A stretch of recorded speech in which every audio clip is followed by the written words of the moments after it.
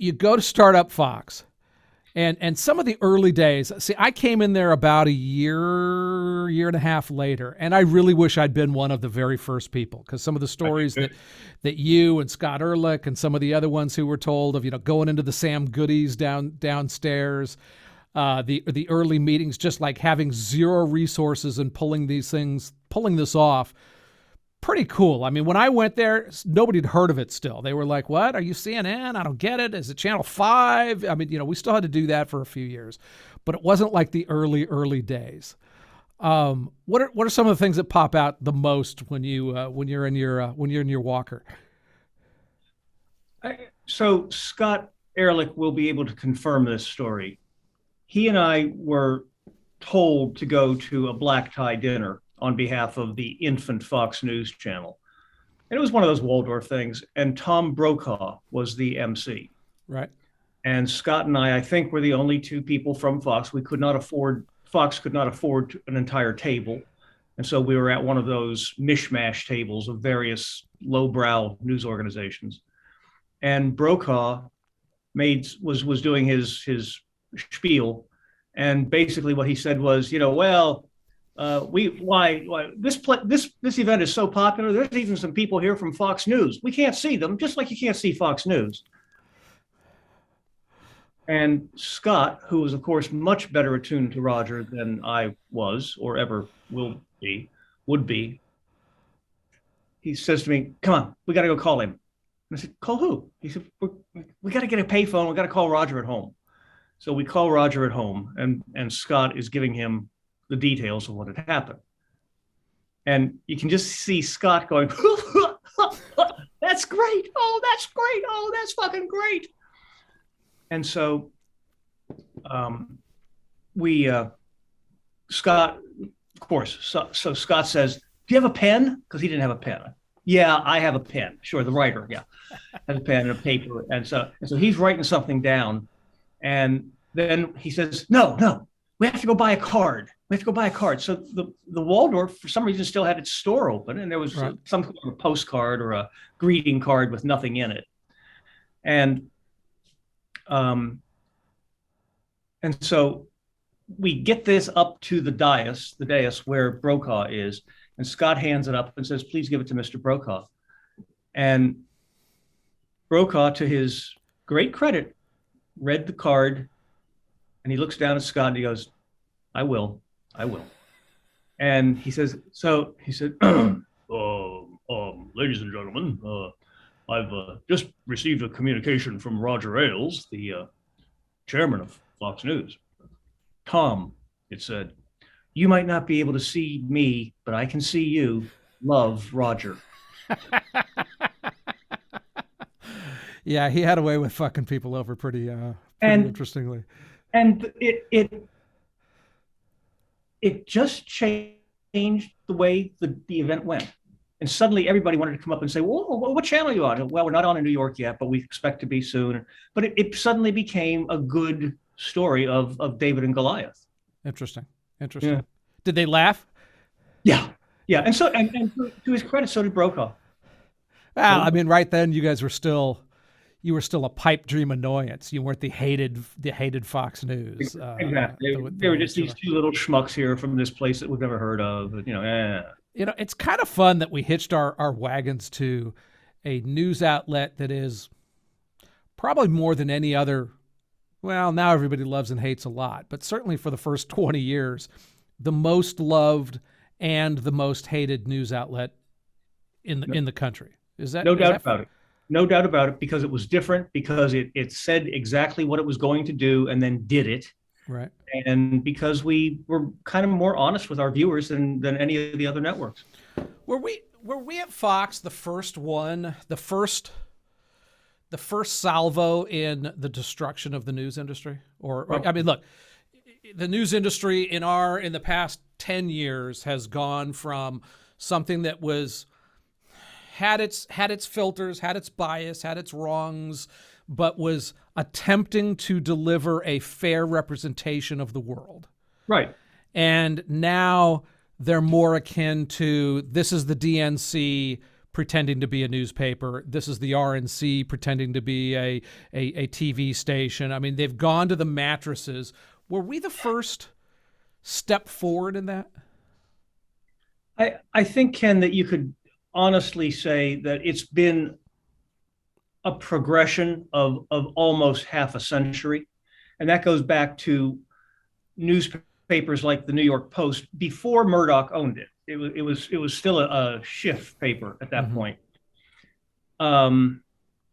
with its smarty pants headlines, and then the Daily News followed with that famous, headless corpse in topless bar, right, headline, and you could just see the white shoe executives of these famous fabled news organizations horrified that someone would say the word ass in a news story. I mean, or quote somebody accurately. The mobster said, "If I find the son of a bitch, I'll kill him." Right. Well, no, you couldn't. No. What you would have to say is, if I find that mother's son. No. But let me get to the point. Sure. And so it was one of those funny things where the truth will set you free, but it also seeds chaos among everybody else. Now, when CNN came on the air in 1980, they sowed chaos among the three broadcast network news organizations because they were always on. Right. And they proved their worth in Beijing the night of Tiananmen Square, and they proved their worth again in Vietnam with the kind of footage that they were showing. And the first Gulf War, clearly. Well, and of course the first Gulf War was their high point. Right. And the three bigs didn't know what to do. How do you tell Peter Jennings that he has to do something different? Mm-hmm. And see, in those days, Turner and his original lieutenants were not afraid to do stuff. And like anybody else, then you get calcified, you get bureaucratic. People start fighting for a senior in front of their title. Mm-hmm. People start fighting for the office that's closest to the men's room, and it's also happening to Fox. Right. But just success. As Oscar Wilde said, nothing succeeds like excess, is the killer. Now, but Fox certainly played a role in the destruction of what another generation older than ours would call the news business. Yes. Right. So, tell me about your relationship with Geraldo Rivera. Wow. Start at the beginning. I didn't want Roger to hire him. I said we've got enough clowns in this circus. And remember, he was doing a show. We will call it an entertainment show, as well as pretending to be a news correspondent and finding, Al Capone's treasure. Right. And getting into fights with the contestants, smacking them on the air. Literally. Right. Literally. And I just didn't think that was a good match for what I envisioned Fox doing. What I didn't understand is that Roger and Geraldo have had an extremely long paternal kind of friendship. Right. And that Roger saved Geraldo many times before he ever came to Fox. Right. And that there was that he was going to come, that he was coming. Right. It's like the sun in the morning. You can fight it all you want, but it's going to be up there. Right. And once he got here, I think I was wrong. I was mistaken to disparage him a couple of times. And of course, there's no such thing as a secret meeting. Everything gets back to everybody. Right. And he rightly didn't like me for that, and went to Roger and complained. Right. And wrote no to Roger, which Roger showed me. Roger was fucking great and horrific at that. He's like, "Hey, that guy just said you're an asshole." Like, oh, okay. Here, read it. What do you? And they're like, "Well, I think he's a jerk." And I went into Roger's office, and he showed me this. He said, "Here, look what Geraldo just said," and it was, John Moody is the least likable human I have ever met. Yeah, well, that's And I said, something. well, at least I'm first in something around here. Only vice president, but and and and again, it was a Roger teaching moment. Right. He said, look, he said, the guy is good television. Right. No, he didn't go to J school. No, he didn't. And you know what? I love him for it, for not going to J school. Right. He said, he Right. connect. And that, I believe it was the first time that I heard the expression, he goes through the glass, which meant that the audience felt that Geraldo was sitting there in their room talking to them, not just on television acting like a big shot. Right. Right. Now, and so I really did try to amend my attitude and be appreciative of what Geraldo could do. He stretched everybody's patience. I mean, certainly when the U.S. invaded Afghanistan, he got over there and he probably gave away a U.S. troop position completely by mistake. He certainly wasn't showing off, but I think that he wasn't showing off. I don't think that he was doing it on purpose. He wasn't. Right. He wasn't intentionally trying to give away U.S. troop positions, Right. but he did. And we had a call in Roger's office from a general, I believe, quite, I guess the right word would be miffed at us. But you could see that Roger, who very bravely took the call and took the heat, said, look, we're sorry. We apologize. We'll apologize on the air. Geraldo's staying. He's a good guy. He's my guy. Now, from Roger's aspect, because I've heard the story, and Roger's story and could be reality warped a little bit. He said that he spoke to a commander on the ground, and he asked him that question: did he give away your position? To which the guy said, they're shooting at us. They know where we are. Is that... Which was not a direct answer to the question. Okay. But it sounded like no, they already know where we are, so how could they give away a position when they're shooting at us and they see us here? Yeah. I mean, that was at least his that was his take on it. I remember that, yeah. Yes. And he did go to the mattresses for Geraldo because they were insisting that Geraldo leave the country right then. He absolutely did. And he threatened to do a press conference and blast the military for not knowing what they were for having two sides talk to him and mixed that information. That is correct. I remember one of his most famous parts of that conversation was, isn't part of the reason that you're there fighting for us to protect the First Amendment? Right. And of course, there is no answer to that question. No, we're not here for that. Yeah, we're here for that. Well, it's the beating your wife question. Right. Which Roger knew how to do in any important circumstance.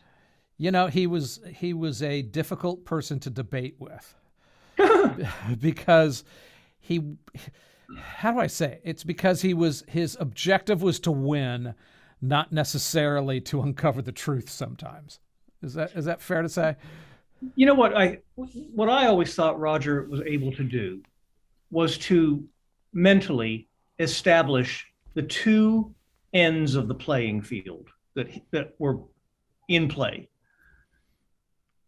Either Moody is going to be right about this or somebody else is going to be right, and I've got to figure out what to do about this. And he would play one end against the other brilliantly. Now, that's a word that gets used too often, but he would do it brilliantly, including the question, isn't part of the reason that we're in Afghanistan to protect the First Amendment? There's no good answer. Well, I mean, you could say the First Amendment doesn't count on a battlefield when it's about giving away our fucking position. And that would have been a decent answer. To which anybody would have responded, really? I mean, is there case history on that? Can you prove that? Right.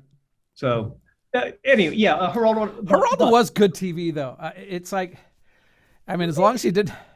I mean, I think he was bad if you had to approve his expense accounts. Because those were you the guy who had to do that? Were you the first level who had to because I mean, there was shit in there that people talk about to this day. It's like, wow. I had to look at them and testify as to whether we think Geraldo was where he said he was at that time. Right. I did not have to sign off on the expenses. That was done by the finance department. none of whom was working at that time is still working there. So I always said when I worked at Fox, because we always talked about writing the book, I always said that I would write a fictional type of book, think Anonymous, or some books that are largely based in reality. And I would have started it with Geraldo getting shot at in Iraq. Because, none of us knows that could have been, for some reason, man, within 48 hours of him being there, you heard pings and this and that. And didn't happen to any of our reporters who'd been there for months and months, but Geraldo within the first 3 days. And everybody, of course, wondered, is his brother with a rifle over the hill shooting over him? And that would have been the start of that book was, what do we do? Did this guy get shot at in Iraq? Was there internal talkings about that, or was it just we won't talk about the allegation that it was his brother firing from off screen and nowhere near Geraldo, but within hearing of Geraldo, right, and the cameras, was urban legend and quickly took off. Right. And there were, as always in a newsroom, there were at least two camps. One camp of jealous people who didn't think that Geraldo should be there and making as much money as he was doing and getting assignments. Right. And the other saying, hey, it's boosting ratings. We're catching up. We're getting there. We're just a step away. Well, he did and presumably does understand TV in a way that most journalists didn't. I remember when he came into my region, I was running the West Coast and we had some fires out there, and everybody would, they get either in front of the in front of the staging area, so you could have some fire trucks and firemen getting water there, or you try to get as close to the action as you could, but it was always very, very difficult to get too close to a fire.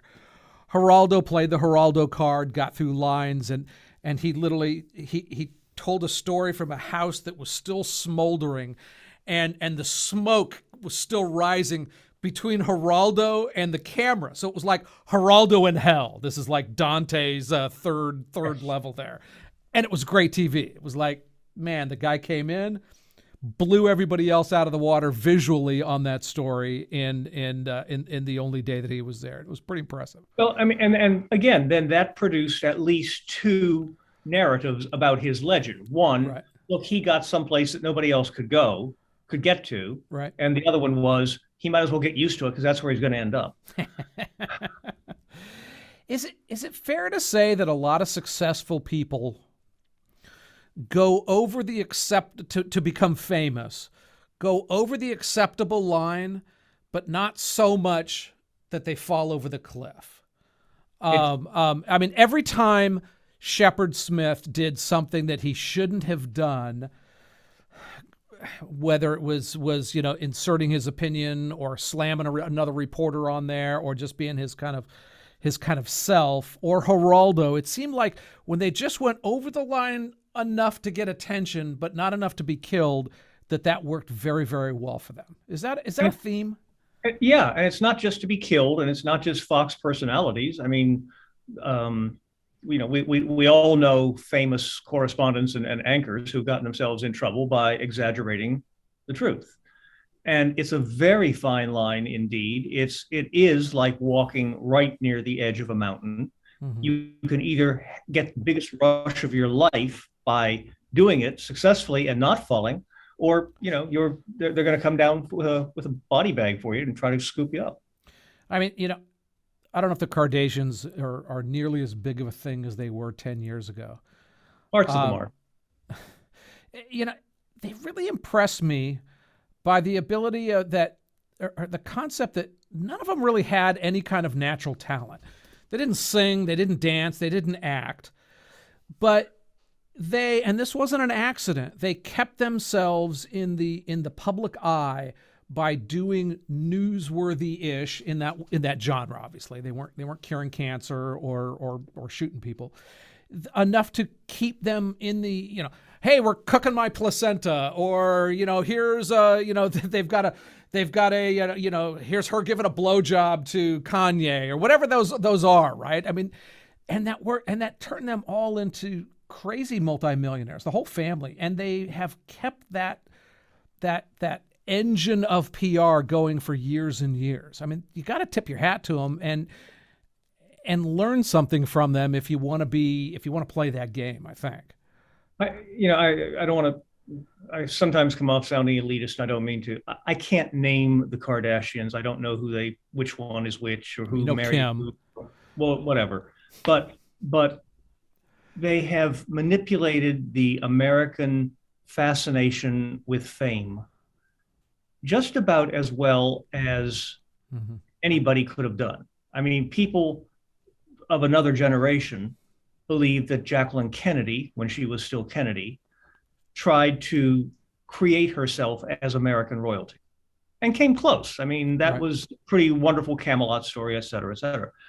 The Kardashians, to the best of my understanding of it, have gone the other way and made themselves American royalty by showing people just how low they can go.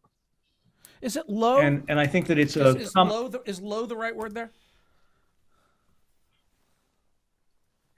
As much as they can possibly debase themselves in the public eye, they have been, I think, very successful. I don't need to hear about a husband and wife fight over, sneakers or sunglasses and stuff like that, or a lamp in the White House, or but it's not their fault. They simply saw the audience for it. And let's not compare them in any way to Fox News, but what Roger famously said was that he knew there was an audience for our product out, and then created the product just to get that audience to watch. So did the Kardashians. I mean, they're very comparable to Donald Trump, no? Yes, much more closely than Fox News. Yeah, no, Fox at least. I mean, Fox had an unserved market that it was pushing for, which is similar but different to. I figured out how to manipulate the media into writing headlines of me every week. Yeah. And Donald Trump is. I'm trying to think in my lifetime if there has been a more accurate, or accurate's the wrong word, but a politician who's been able to manipulate the media to his favor in the way that Trump has. I mean, Reagan got bad press, but he was him, and he transcended them by his way of communicating. But he didn't turn people who hate him into being his acolytes in a weird way, which is what Trump's done. Right, but Ronald Reagan, despite what some people thought his lack of credentials to be president, Ronald Reagan also was never insulting. He was cutting. Oh, it's a whole different world. Yeah. It was a different world. It was a different scene. Would never have said some of the things that the 40. No. I wasn't even trying to draw that equivalent. I was just trying to draw the concept that he was the only other. Well, he was probably the second best in my lifetime ability of a politician to kind of use the media who didn't like him and to become successful. Although I tell you, what. I remember growing up in the 80s, and I kind of bought the overall narrative from the media that Reagan was affable, kind, good-hearted, and kind of stupid, and just not all that. Governor of California. What was the stupid chimp he had? Bobo. Who was the chimp? Bedtime for Bonzo. The chimp there. And it wasn't until after he was gone that I read some of the books from him, and more precisely, there's one book that is the letters from Ronald Reagan, and they were often handwritten. This was not from a staff, and it was from his pre-governor time through the presidency. He was brilliant. I mean, he as early governor would write to he'd just write back to some people, and he was not just glib and nice, but he also had a strong philosophical underpinnings of why he believed what he believed. And it was crazily impressive. It was like, wow, this is not the guy that Tom Brokaw, Dan Rather, and Peter Jennings told me he was. You guys were full of shit back then.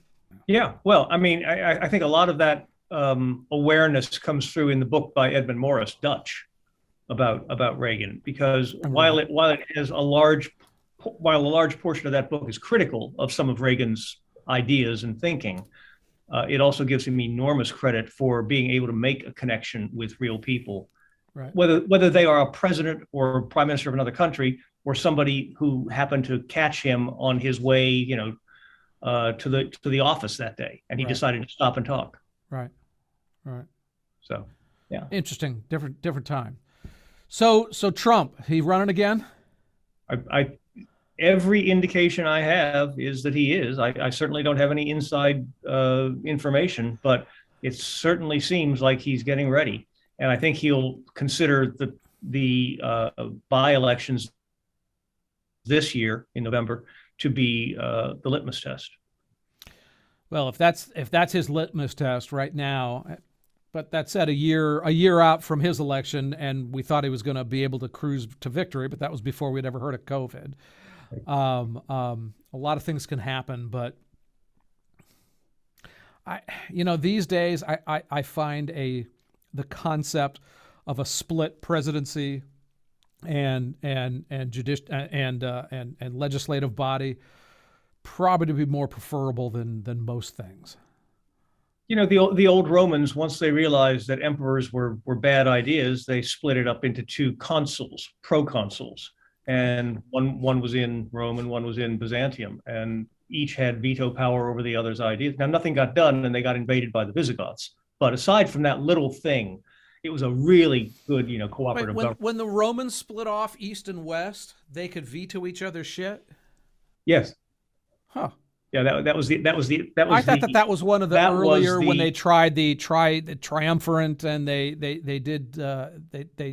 they tried a few power splitting concepts, because the Eastern Roman Empire lasted pretty long. Yeah, sure it did. I mean, it certainly survived the downfall and invasion of Rome itself. Mm-hmm. But I mean, while they had those two things going, now sometimes it was wrong, sometimes it was a father and a son. And so, not a whole lot of dispute, unlike today's. Yeah, it's because there's never disputes between fathers and sons, right? So, speaking of which, have you seen any of Succession? So Succession was interesting. So I was a couple years slow in getting into it. I've finished 2 seasons on it, and I'm okay with it. I find it to be a very, very loose rendition of what the Murdoch family is. I think you said earlier that you had you were into the first season, or what's your impression on it? I mean, you know all of the players in that TV show. Well, I know all of them and none of them, because none of them is really accurate portrayal of the real people. But nonetheless, I think that just like sometimes the movie versions of real events become in people's minds the true version. Right. This is possibly what might happen with Rupert Murdoch's legacy if and when he's no longer there, and let's hope he lasts for another 100 years, et cetera. But that and a lot of the viciousness, a lot of the low rent action that goes on in this series, I just don't think that family engaged in that. You don't think anybody jerked off onto a window? Come on, John. I'm only grateful that I could go in every day and see outside 6th Avenue. I just think that if you want to villainize your characters, there's a way to do it. Right. And I think that they've taken a road to villainization that is very direct and very cheap. Yeah, look, I found almost, I didn't never hung out with the Murdochs on Thanksgiving or anything like that, but I was in meetings with all of them, and Rupert at least 100 meetings. And there's no correlation between the people in that show and the Murdochs that I've seen publicly. Yeah. Rupert Murdoch, I don't think I've ever heard him swear. maybe wanker or some poofter or something like that. But the concept that he was just go fuck yourself, rah, rah, like that. It's like, okay. And it was interesting because I think in today's society we sometimes conflate incivility and being a jerk with being strong. And I reject that notion, but that is a notion that it's like, if you're not calling for Joe Biden to be impeached, you're not a strong Republican. If you don't say F Trump and stand up there like actors did, taking their things and flipping people off and or holding pictures of the president or images of the president with his head chopped off, that those two things have been confused in our society. And it's like, I don't think Eisenhower was ever a jerk, but he was pretty strong, one would argue. I mean, one would argue successfully. Why are those two things seen as the same thing right now when they're not? Again, audiences like to be shocked. And sometimes they like to be shocked more than they like to be informed. And I think that the characterization of Mr. Roy, whatever, in session, is so far off the mark from Rupert Murdoch that it may overwhelm what we know, what anybody who ever met him and knew him and worked with him knows to be true, right? Which is not someone you want to be in competition with. He's also someone who possesses, and this is going to sound amazing, and I'm sure you'll get letters or whatever passes for letters these days. He's self-abnegating. He does not make himself out to be the king of all things. Mm-hmm. And he shows self awareness, and at the same time that he is plotting to buy another entity that everybody says is impossible for him to buy, and then he does it. Yeah, no, I agree. I mean, he's a tough competitor, but again, I've never seen him be the emotional bully. Other people were in life, but Rupert. Look, all of the characters in this TV show are kind of, although I don't know the daughter, who's one of the more nuanced characters in the TV show. But the two sons, one is a druggy kind of blah blah blah blah. The other is just so creative that he can't sit in a chair. He has to sit on his head or lie on the ground or hang from a hammock or whatnot. And one of the more bothersome parts where you're just like, oh, this is fucking stupid, is every time they were in like meetings, want to be picking his nose and saying stupid things. And it was just like, I've seen the young Murdochs a handful of times. They always seem to be pretty bright. They weren't clowns. And the TV show kind of turns them into clowns. And then I see Frank Rich as was Frank Rich one of the EPs? One of the executive producers. Yeah. Yeah. So. No friend of the Murdochs or of any Murdoch-owned company. Yeah, I love the way that like your worst enemies can be the people who produce your documentaries or the movies against you. We saw this with Ailes, with that literally people who hated him were the ones that got Hollywood contracts. And you're like, okay, well, let's see how that's going to come out. And it came out exactly how you expected. Yeah, I mean, if anybody ever suggests that Aaron Sorkin produce anything that I ever wrote, the answer is going to be no. Not happening. So you're in Costa Rica right now. You live in Costa Rica probably half time. What do you? I know you're a fairly conservative guy. You normally live in Jersey, but yet you like this. I wouldn't call it a third world country, but it's not America. How do you view the relationship between the Costa Rican government and their people versus the American government and their people? Much cooler, much more distant. There's cooler. Cooler meaning what? Not in the hipster sense. Cooler as in more removed. No attempt to spin the news cycle every 30 minutes. No gotcha stuff going on. There are three political parties here, which makes it an interesting comparison with the United States, Mm-hmm. and something that might someday want to be studied. Everybody's always said, gee, if you could just start a new party, we could really have some decent leadership and cooperation. Well, they're trying. Mm-hmm. They're trying. They're not always successful, but they're trying. And I would just say that even when you watch the television news or read newspapers, and there are actually newspapers in Costa Rica, and people buy them. They actually pay money to read a newspaper. What an idea! You're so fucking old. Yeah, well, I mean, if it's not written on dead paper, look, if there's no trees involved, I don't have anything to do with this. Look, if anybody wants to call me, if anybody ever wants to call me from New York, they say, "What time is it there?" And I say, "It's an hour and 20 years behind you." And it's true, because the place has not evolved into, I guess I've used the term before in this talk, but into gotcha politics. It has not devolved into that stupid level of, you're a liar, you're a terrible person, I hate you, you need to go to hell and come back. So the politics there are more civil. Is that what I'm hearing?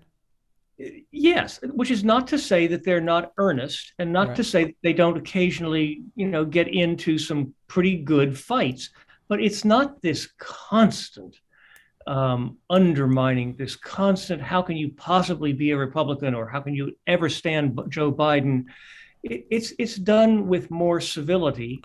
I think part of that is the Latino culture that still exists and guides here. But you wouldn't say that for Guatemala, Honduras, El Salvador, Brazil. They're all as big of assholes as they are in America, no? I mean, somehow Costa Rica separated itself. I mean, it's between Panama and Nicaragua. I mean, it's in a rough neighborhood. How did it do that? Because I worked down when I worked down in Colombia in the 90s, there were 4 presidential candidates killed in the race that I was working on. When I worked to Guatemala, our guy lost, and then they shot him when he was making a comeback. So I mean, it was very uncivil in those places. How did these guys do it in Costa Rica? And didn't you tell me a story, Ken, that while you were working for Roger? Oh yeah, Roger. I was young and stupid and eager, so he was like, "Ken, you can go to Colombia, where people were blowing up all the time. We had turrets in our campaign headquarters," and he was always like, "Well, Costa Rica, they feed me well, and they're pleasant people." He was just like, "They're peaceful little people," and so I never got to go to Costa Rica, even though I think we did Arias's campaign. It was back in that generation. Anyway, so of course those other Central American countries that you pointed out all have had, including Panama, all have had terrible histories of violence and crime and civil war. Not Panama as a civil war, but the other 3 that you mentioned. Well, Noriega was no picnic. Guatemala and El Salvador, and I would say none worse. And Noriega was no picnic. Right. I mean, it took us invading Panama to stop him from doing anything worse than what he did. Costa Rica, because of one man named Jose Figueres, and he was popularly known as Pepe, became the president of Costa Rica and immediately abolished its armed forces. He just said, "We don't need them. We'll spend our money somewhere else." When was this? That was 1948, I believe. Okay.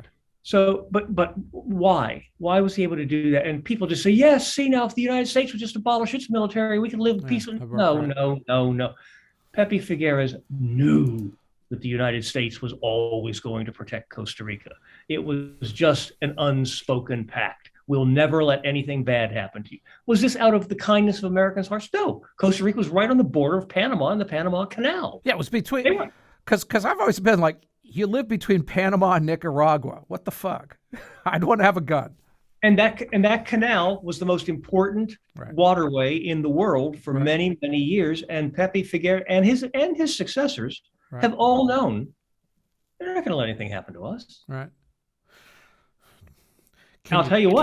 Can you trust another country like that? Because I know a lot of Afghanistans probably trusted the United States 8 months ago, and a lot of Iraqis trusted us 2 years ago, and there's a lot of dead people because of that. Right. And look, I mean, I've talked to people here, citizens here, et cetera, and Trump scared them. Trump's lack of respect for Latin America really scared Costa Rica and made them wonder if the pact, actually needed to be written down and needed to be spoken. And now Biden, I think they think, well, he's a nice old guy, but he's really shown himself to be kind of weak, and he is undermining the presumption that the United States will always be there for us if and when we need. So I've never stepped in Costa Rica, so I can't really judge it. But it seems as though the best societies on the planet are ones who've striven, and this was something I got from my son, one who's striven to be just and strong. In the sense that a lot of Caribbean islands or islands down in the Fiji area, it's like they have a great time and being just a good, happy society, no military, no hospital, and that stuff always works well until shit turns bad, right? A hurricane hits a lot of places and they're like, I wish the United States was here with their nuclear carriers to come and save us because they can make drinking water, electricity, and hospitals and all of those things. And I've kind of always wondered, I admire Costa Rica in so many ways. I'm not sure if that's a plus in their column it's in my column. If they had a military, I think they still would be a good country and they would be a little bit safer. It's kind of like the guy who brags he's in such a good neighborhood that he doesn't need a gun to protect himself. And then when something bad happened, I mean, Kuwait didn't have an army either. And they were pretty fucking happy about that right up until Saddam rolled over there and started taking their Rolls Royces away and killing people and their oil wells. Yeah. So I don't know. There's something else about Costa Rica though, because they've made beyond that they've made a good society. I'm sorry. What separates Costa Rica from its neighbors is they have a middle class. Interesting. How did that happen? Do you know?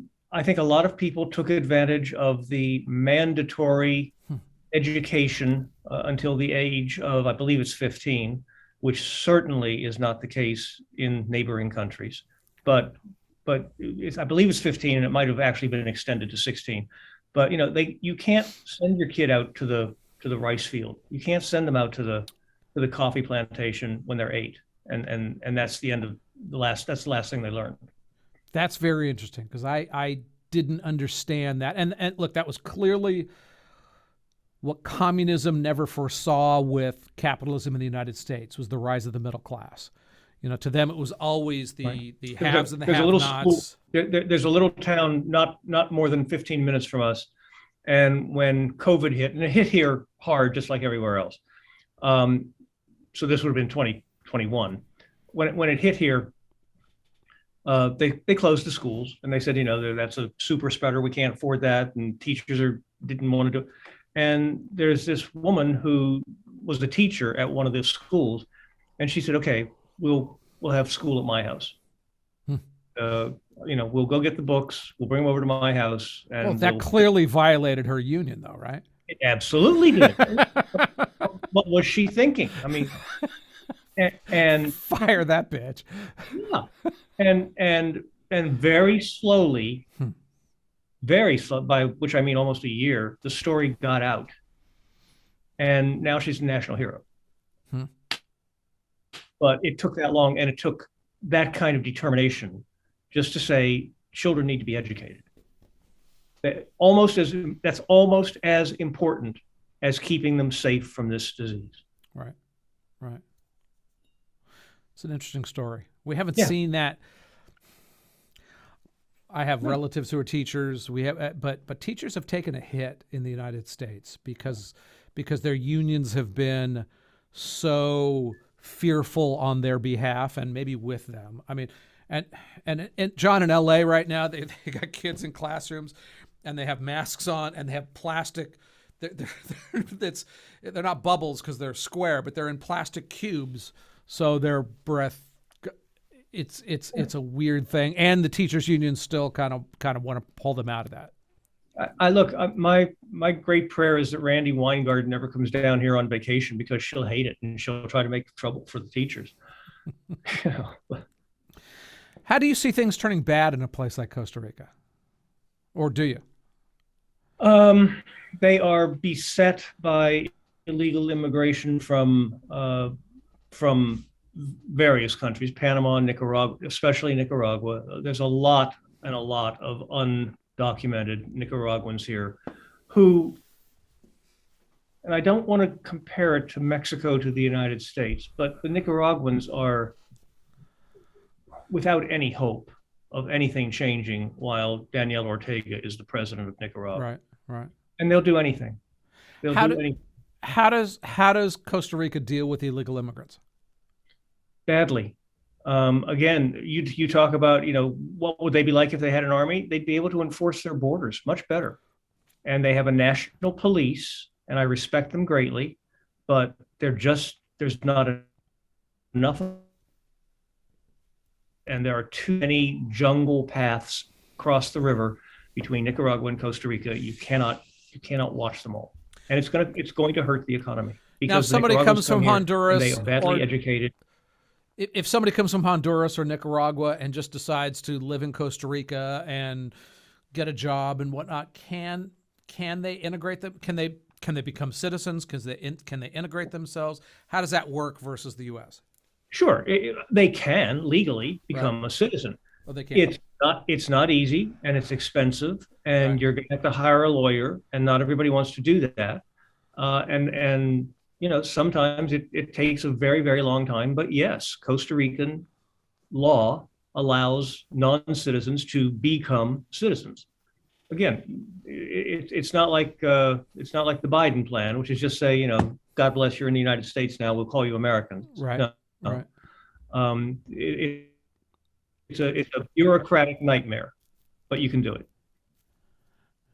You think illegal aliens, undocumented, whatever the term you choose, in the United States, do you think they have a net positive or negative effect on America long term? I think that for about 180 years, they had a net positive effect. I think that the Irish and the Italians and the whatever, that came from Europe and in some cases from Latin America and from Asia, I think they brought a whole new kind of workforce and work think with them, which was based on the fact that, thank God, we are here and we are going to become Americans. And you don't think the current flock of people want that? No, I think the current immigrant philosophy is, we got past the border guards, we're here illegally, now let's see if we can turn this place into the place that we came from. Okay. I think two things. One is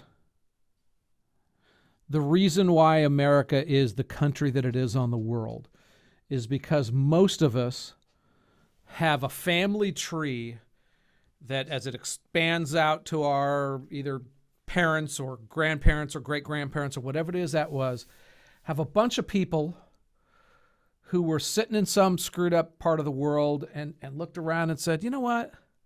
Fuck this place. I'm going to America.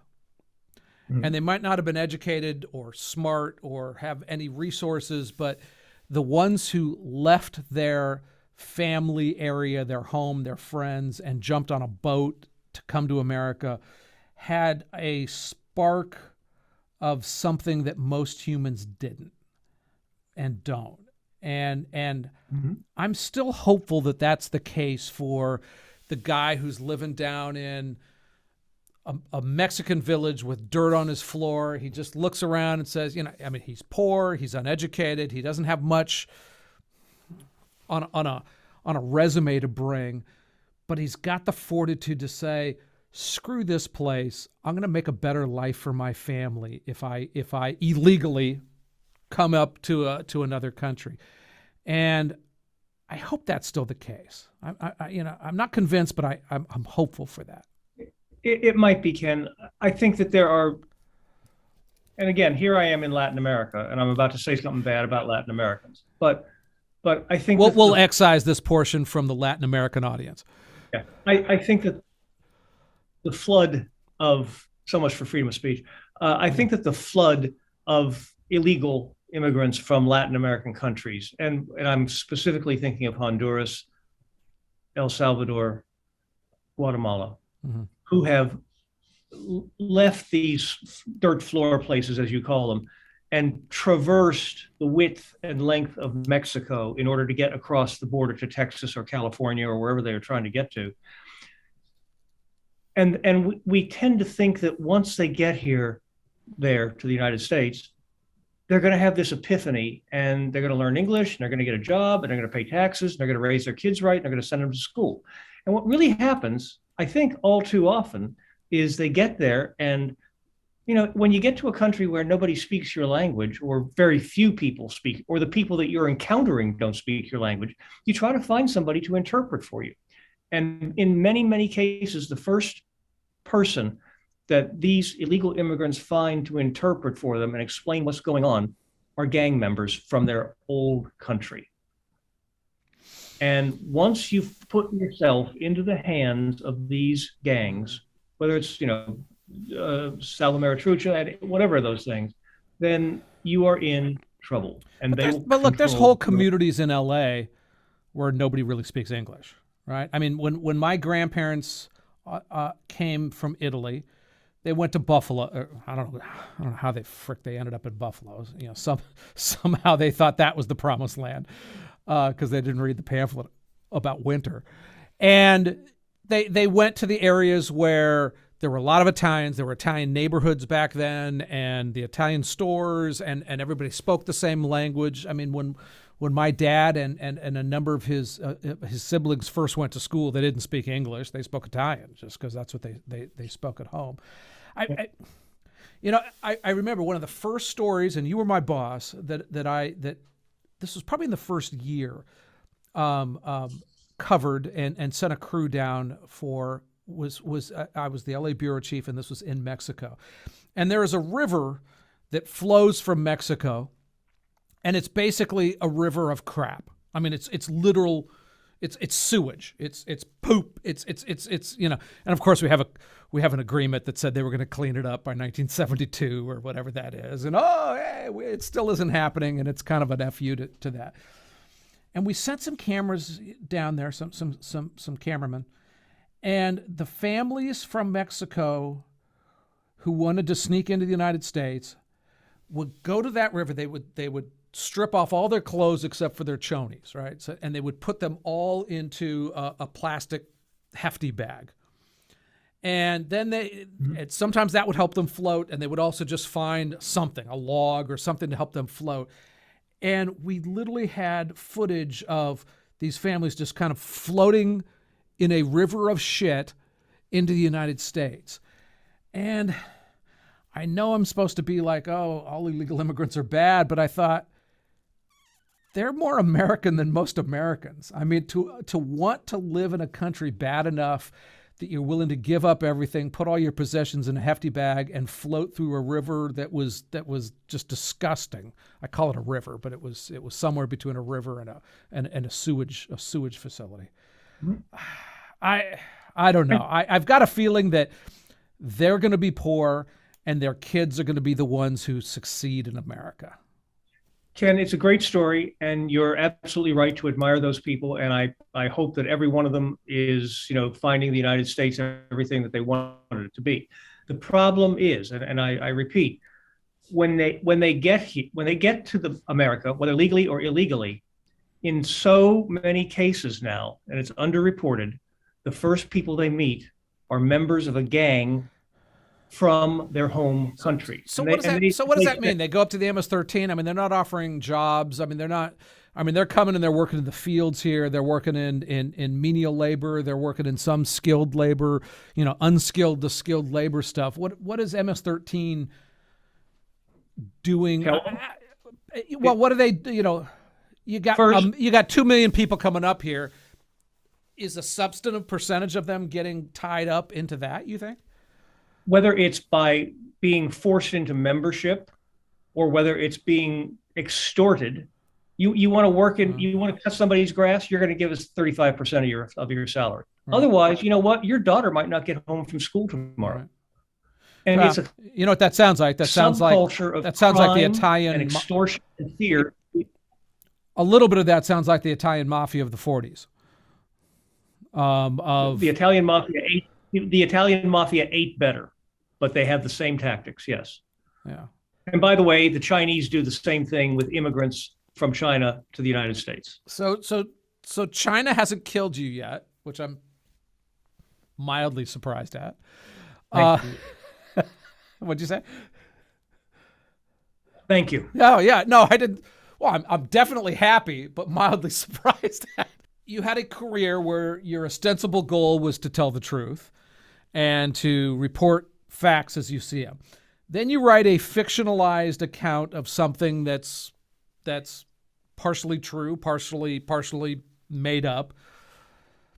How do you approach that? How much do you feel that you have an obligation to be honest in the broader sense of that, since you're obviously making a dramatic story? How do you go about that? How much is real? How much is John? How does that whole thing work? Great question. I decided to write this last year because 2020, in my opinion, had been such an incredibly horrible year for so many people. Mm-hmm. And you can't even just start to discuss 2020 without the Wuhan virus. So I did literally nothing that anybody with a computer couldn't have done. I went through and looked at the various theories about what had started the virus. I looked at, believe it or not, some of the the Center for Disease Control documents. I listened to Dr. Fauci from time to time until I couldn't take it anymore. And read newspaper accounts and news accounts from various countries of what was going on. You can get around this any number of ways that you want, but the virus started in Wuhan. Wuhan is a city of 11 million people. Most people don't know that it's that big. It's huge. And that's huge. Yes. And it has the National Virology Institute located there. It's not in Beijing because Beijing has too many ministries and headquarters and stuff like that. It's in Wuhan. Now, we know that the Chinese virologists were working with American virologists to concoct a virus. Now, it was supposed to be a hypothetical virus. Mm-hmm. What would happen if we put this and this and this and this and this together? And what would we come up with? I mean, scientists do it all the time. It's fine. It's perfect. How do we control malaria? Well, let's think about this and this. And what if we added this to make it more effective? But there are kind of strict rules and ethics concerns about making those things more virulent. It's actually a good word, isn't it? Of course there are. Right. And of course, here we go. That's the title. And of course, we trust the Chinese to obey those rules, don't we? Well, should we? Here's the thing about the Virology Institute, which I found out to be true. This is not my rabid imagination. The people there are very, very badly paid, although they are prominent virologists. Right. And some of the work, some of the experimentation on bats carry disease very easily. And it's part of the reason we're all afraid of bats. A lot of people are afraid of bats because they're going to fly up to you. And the hair thing. And the hair thing and the vampire thing. All right. And there's a laboratory on the second floor of the Institute that is low security, which means that there are not locks and keys and monitors and CCTV stuff going on. It's more sort of like the rooms that you and I are sitting in, Mm. except they have bats with disease in the cages. Except for that. And sometimes the bats die because they have Wuhan virus in them. And the people that are in charge of pulling the bats out of the cages, sticking them in bags, and incinerating them are so badly paid that sometimes they freelance and they take these things to the market. And that's what happened. Could you imagine being paid so little that a dead bat is an appreciable amount of money to you? I used to work for a place called United Press International. I can imagine. But I mean, wow. All right, so that's definitely one possibility there. I mean, or the possibility that it just somebody got sick as they were screwing around with this stuff, and then they went and passed it on to their entire families. It's at least as possible as the version that was put out by the People's Daily, which is the Communist Party newspaper, which is that the virus was started by the United States military, and that low-flying American military aircraft flew over Wuhan and dropped the virus on Wuhan. Now, is that what they said? I thought that they I have said great that respect for our military, and I know that they have some really. I thought that they said that the United States were there for some training, and there was an instance where some military people were in that region months before. I don't recall what that is. Yeah. I thought that was their primary thing. Is you guys came over here, you were breathing on us people, and that's what created it. But then they also pointed out that U.S. military aircraft had been seen flying over the area. Okay, now, if the Chinese they can say anything, they can say anything they fucking want, and people believe it, because if they don't believe it or say they believe it, their moms disappear. Right. I mean, we get all upset if Trump says something that's not true, but then we just say, well, it's just the Chinese saying it. So, yeah, I mean, it's a different way of looking at it. It's weird. I kind of expect it from. Well, I expect it from the New York Times these days and CNN. So I'm not sure. And remember, and this is also verifiable. This is not just my fervent imagination, but they shut down Wuhan very hard when they realized they had something worse than influenza going around. Mm-hmm. They literally welded metal doors of people's apartments shut. Some people died of starvation because of that. You could be shot if you were seen out on the streets of Wuhan. But, here's the funny thing. If you happen to have an existing airline ticket for international flight, they let you leave. Wow. Now, and then we say, this thing spread so fast. How did it happen?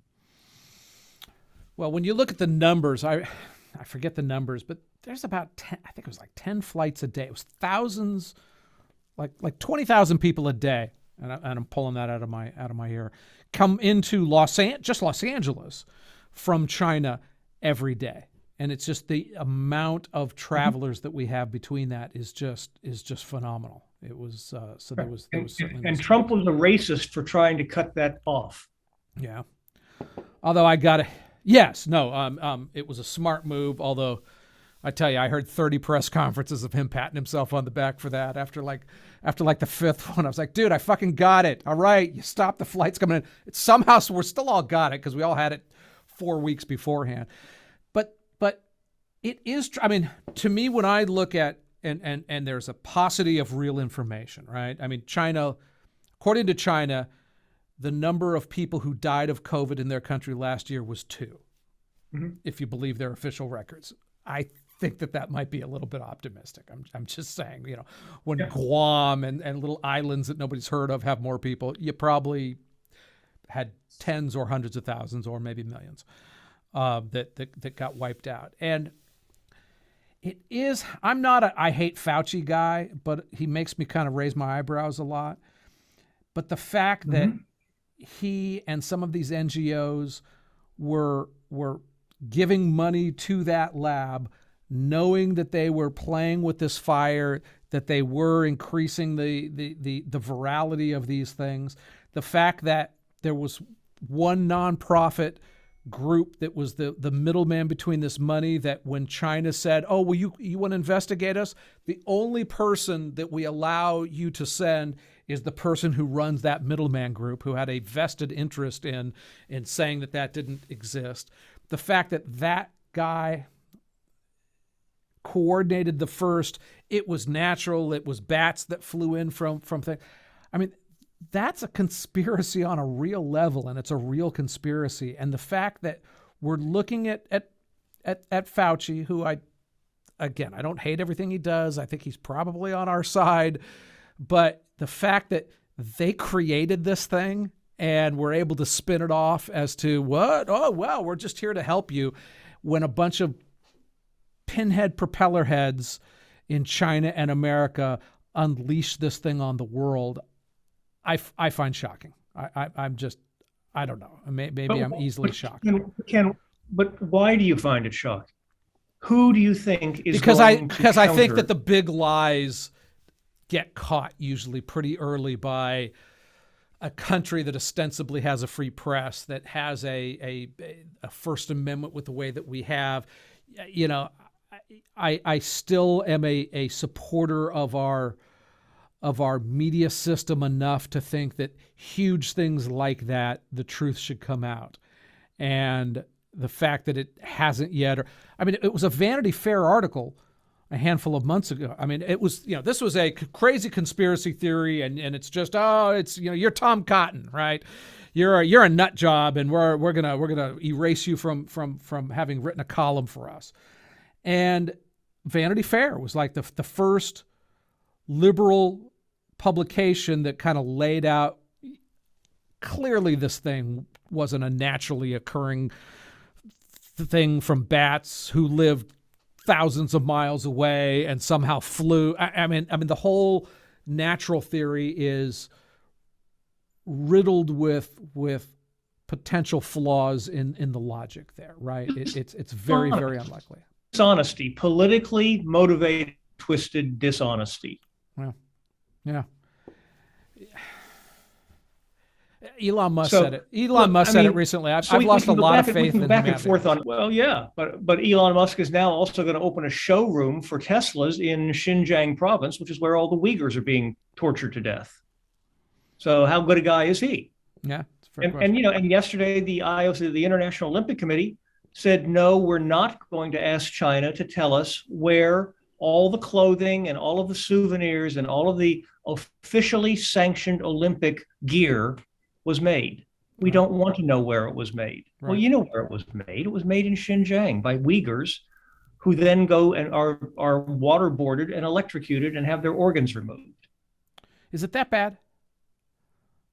Well, I'm not there, but yeah, that's what you hear. Right. That's what people come out saying. And indeed, why has that not struck American consciousness enough? I mean, and in fairness, the Holocaust didn't strike American conscience in a real way until after it happened, after the bodies were discovered and whatnot. Why do things like that take so long for humanity to react against? We're scared on many levels. On one level, we're scared that we don't want to have a nuclear war with China, which is, in fact, a war we might lose. And then we're scared all the way down the scale to the level of choose anymore China and computers or iPhones or cheap plastic glasses or whatever. We're scared. Is it? And they know that. Do we believe it? Do you think the average American believes and comprehends how bad certain things are? No, because they're not infiltrated with the same persistence about what's going on with, say, the Uyghurs. And first of all, you find me 100 Americans and I'll bet you 30 of them spell Uyghur correctly. No more than that. We're with the same intensity and ferocity with which we get all the climate change propaganda. Mm-hmm. If you have a plastic bottle of water, you are a criminal and you are killing the earth and you need to die. And people are starting, okay, I won't do it. Oh, God. But if it's somewhere else and it's not going to kill you tomorrow, you're not going to do anything about it. Hmm. And it's a terrible human flaw. But I'll tell you what, China has figured it out and they play it perfectly. I mean, part of it is also we care less about people who are further removed than we are, right? If you look differently from me, if you don't speak English, if you live in a part of the world where we just assume that certain things, I mean, we lived through an African genocide between the, was it Hutsis and the Tutsis? I always get them, shame on me. But millions of people hacked to death. I mean, it was pretty bad. I don't remember a whole lot of news coverage of it before, during, or since. And I wonder how much of that is just when something it is with a culture that's very different than our own, we have a tendency to kind of shrug our shoulders on that. Sure. I mean, look, it comes from geography. Yes, it's far away and it's not going to affect my life today or tomorrow. It comes from, in some cases, the media, and I'm not going to be too critical on this one. Sometimes they can't afford to send people there to see it for themselves and report back. Right. Sometimes they just don't want to, and sometimes they don't think it'll get good ratings. And which it doesn't. Then there's the political blowback, which is we can't afford to tick China off right now because we owe them so much debt and we import so many of their goods, and we are in trade talks with them now, and they've just decided that they're going to build a colony on the moon. That's true. That's not me. A colony on the moon. And well, gee, what else are you guys going to do? And I think there's a certain amount of involuntary fear among our politicians and our government and even our military. Hey, don't piss these guys off. Maybe true. I talk to military guys who are still more concerned about Russia than China. And I wonder how much of that is driven by politics, driven by history, how much of it is right versus how much of it is wrong. Because a lot of them still kind of give a back of their hand to China. I mean, look, China's made, product-wise, China's made crap for so long. I mean, the word made in China is synonymous with this is crap. But it's really changed over the last 5 years. I mean, I've sensed it I've seen it in software, in products.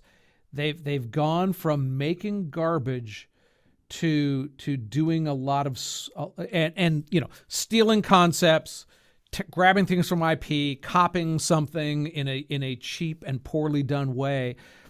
But they've gotten a lot stronger and a lot better over the past handful of years, and I don't know how many people are noticing that. Everything's run by the party. The party has no opposition. There are no unions to complain about the long hours and the poor pay. Nobody's telling them not to do anything that might affect the environment. And nobody is telling them to obey international trade rules or stop stealing intellectual products. But all of that will work against them in the long term. I think history is replete with examples of top-down structures where you can't tell Hitler that that unit there that you just wanted to flank around is gone because everybody's afraid to tell you. That we can't wake you up in the middle of the night when you're or at 10 o'clock in the morning when you're still asleep, because we really believe that the invasion of Normandy is the invasion and not the feint where the Allies were going to come in through Calais.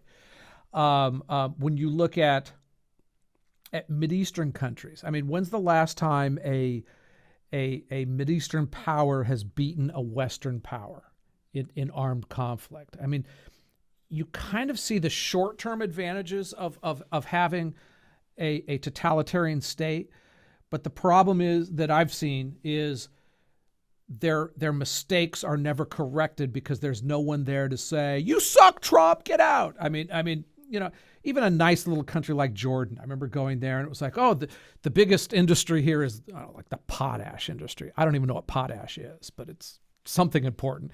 And I was like, interesting, who runs that? And they were like, the king's brother. I was like, oh, he must be the world's he must be Jordan's most senior person on potash. And you kind of see it time after time in the history of humanity that organizations that have no corrective measurements in them, like our highly inefficient democracies have, tend to have short-term success and long-term failures. Is that being overly optimistic? No, but I want you to define long-term, and I would suggest that long-term in the case of China means that I will be here to gloat over their eventual demise, nor will perhaps our children, nor perhaps our grandchildren. China thinks in terms of centuries and millennia. How shocked would you be if in 20 years... We don't. How shocked would you be if in 20 years or 5 years, China had a food problem that killed 5% of their population? Would that blow you away? Not at all. I would also not be shocked if their water supply is no longer potable because of all the pollution that they've done on it to their water supply. Right.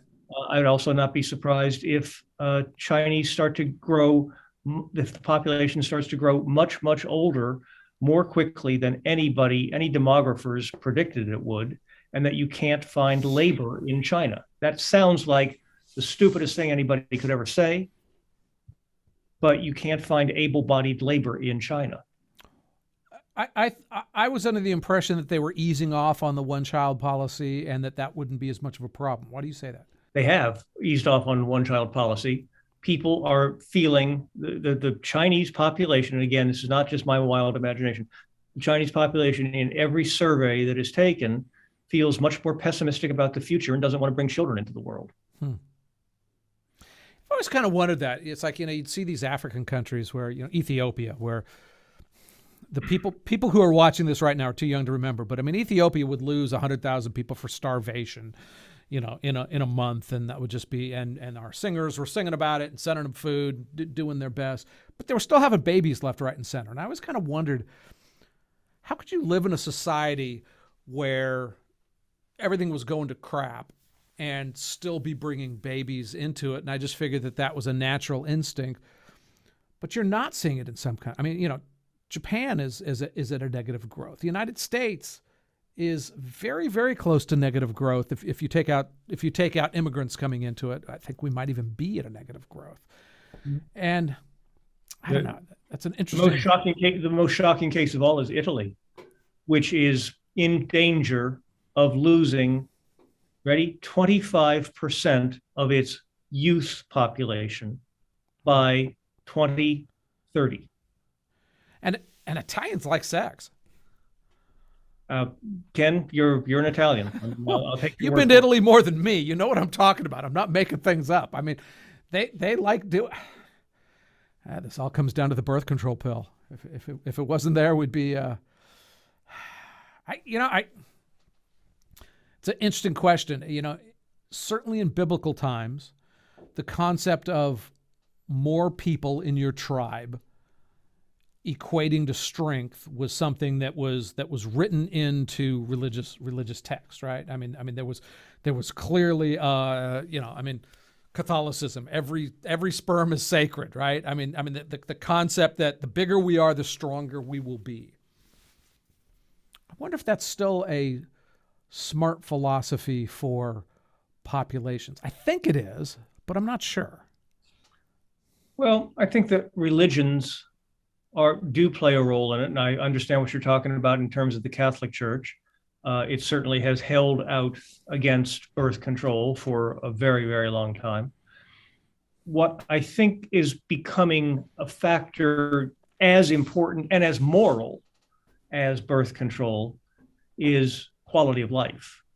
And if you have a country that cannot support its population with enough food, with enough healthcare, with enough anything, then that has increasingly become the determinant factor not just are we going to be the biggest tribe around? Well, And I guess think that it asks a broader question. Is America a stronger country with 250 million people or 550 million people? And it's easy to say, well, the air will become this, and we have to worry about water, and can we feed all those people? But on the other hand, you're also getting twice as many people to be in a military or invent the quark or to do all of the great things that we do. If we had twice as many Nobel laureates coming from America, we would be a stronger society. I don't know. Would America be stronger if we had half as many people or twice as many people? Well, but I understand your argument. I think it's based on a couple of fallacies. You're talking about Nobel laureates, and what we're running into now is we're not going to produce very many Nobel laureates if we insist that college admissions be based on race, on gender, on this and that. That's an ancillary issue to the question, though.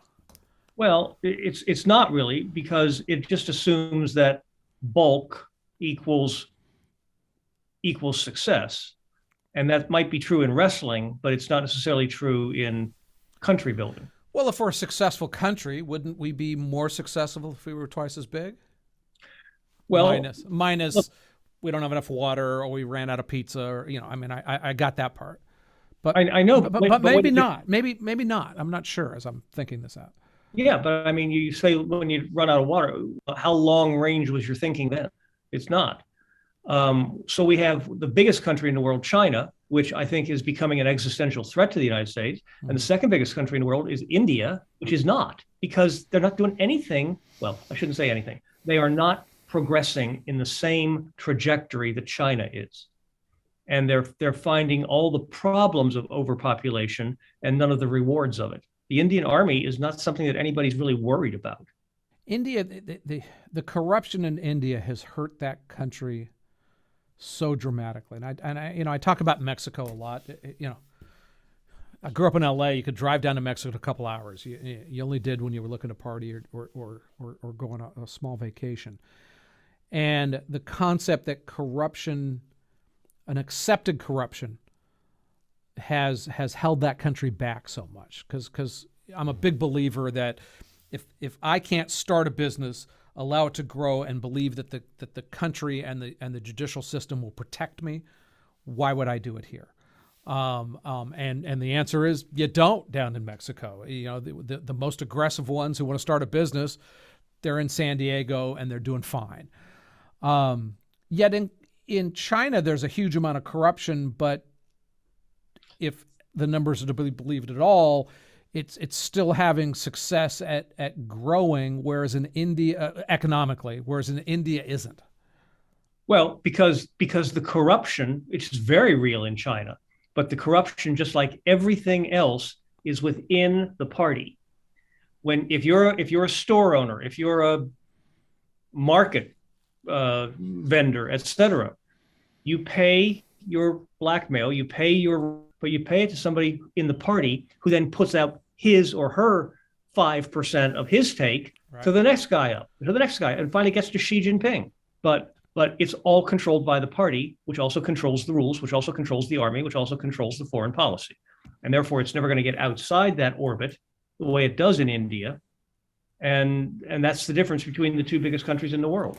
I mean, in India, the types of corruptions that they have are, yes, you have a bachelor's degree in computer science, but you don't even know algebra because you paid somebody off or you came from the right family. And so then you hire, and I've tried this. I've tried hiring Indian firms to do some computer stuff for me. And it was kind of like, are you fucking kidding me? I mean, I'm not a computer guy, but I could tell what you're giving me is absolute shit. And it's not worth, 17 sestari, right? But China has a different type of corruption that is not hindering as much their economic growth and their country's growth. Because the corruption promotes economic growth. You will give me a piece of your action so that I will allow you to send your children to this school where they will get a very good education. Somebody, when I was researching this book, again, fiction, but explained to me, by the time they finish what we would call junior high school and are ready to go to high school, most Chinese students who are going to go on in their education can name all 50 American states. Now, tell me if anybody in your or my school district can do that.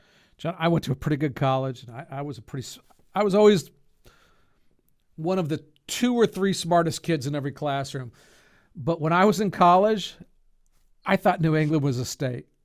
And I was like, you got your own fucking football team. Why, no other region of the country had its own football team, right? The New England Patriots. I thought New England was a state. And there were a lot of small little places there. Anyhow, so I would fail I would have failed in the Chinese education system. But there's also a good example. You would not have moved forward and gotten any more. There's also a good example of when they say that China is graduating more engineers every year than America graduates students. There's an example of, if they're all pulling the oar in the same direction, the sheer size of that country will do a lot for them. Now, again, they might not be able to feed themselves, and that might bring some extra problems on there. But it's an interesting concept. And it's not just the Chinese universities. When they send students to foreign countries to learn, especially the United States, before they go, they give them a little talking to, which is, now you're going to go to Harvard and you're going to study economics, or you're going to study biochemistry. Remember, mom and dad still live back here. Right. And we know where they live. So Right. you don't want to do anything, not just to disappoint your parents, disappoint us. Right. Would you travel to China after you wrote a book shitting all over them? I would certainly travel there. I have almost no chance of ever getting a visa to go. And I don't plan to go in illegally. Yeah, does anybody sneak into China? I mean, maybe from North Korea or something. You'll never know. But that said, they don't really screw around on a physical way. You correct me if I'm wrong, with foreigners, or I mean with Americans, do they? I mean, clearly if you were a Chinese national and you wrote that book, bad things would happen to you or your family. Does that extend out to Americans? I know the American passport isn't worth what it used to be worth. I have no evidence of it. It's certainly not that, that they're not vengeful. They are, but I don't know. Yeah. Well, if you go, don't take your clothes off in the hotel room, because there's going to be video of it somewhere. Thank you. I'll trust you on that.